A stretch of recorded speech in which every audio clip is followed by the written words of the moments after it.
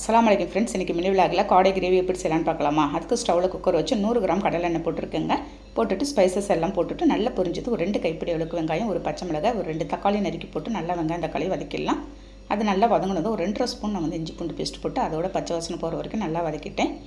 பாருங்கள், இந்த மாதிரி வதக்கிட்டு கறி மசாலா போட்டுக்கலாம். இந்த கறி மசாலா ரெசிபிலாம் ஏற்கனவே நம்ம சேனலில் போட்டிருக்கேங்க, போய் செக் பண்ணிக்கோங்க.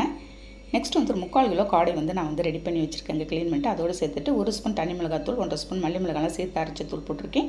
1/4 ஸ்பூன் மஞ்சத்தூள், உப்பு கொஞ்சமாக போட்டுடலாம், மல்லி புதினா கொஞ்சமாக போட்டு 1/2 லெமன் புழிஞ்சு ஊற்றிடுறேன். பாருங்கள், ஊற்றிட்டு எல்லாத்தையும் மிக்ஸ் பண்ணிடுறேன். ஃபைனலாக 1/2 மூடி தேங்காய் அரைச்சி வச்சுருக்கேங்க. தேங்காயோட விழுதை கொஞ்சமாக போட்டு மீதமாக இருக்கிற தேங்காவை பால் புழிஞ்சு ஊற்றிடலாம். நம்ம மிக்ஸ் பண்ணிவிட்டு நம்ம கொஞ்சம் நேரம் கொதிக்க விட போகிறேன். ஃபைனலாக ரம்பையில் ஒன்று கட் பண்ணி போட்டிருக்கேங்க. ரம்பையில் போட்டு ஒரு 2 நிமிஷம் கொதிக்க விட்டு ஒரு மூடி வச்சிடுறேன். பாருங்கள், ஒரு விசில் விட்டு எடுக்கும்போது நம்ம காடை கிரேவி ரெடி ஆயிடும். ரசம், சாம்பார், சப்பாத்திக்கெலாம் அவ்வளோ சூப்பராக இருக்கும் காம்பினேஷன். நீங்கள் ரெடி பண்ணி பார்த்துட்டு கண்டிப்பாக கமெண்ட் பண்ணுங்கள். நெக்ஸ்ட் வீடியோவில் பார்க்கலாம். பை.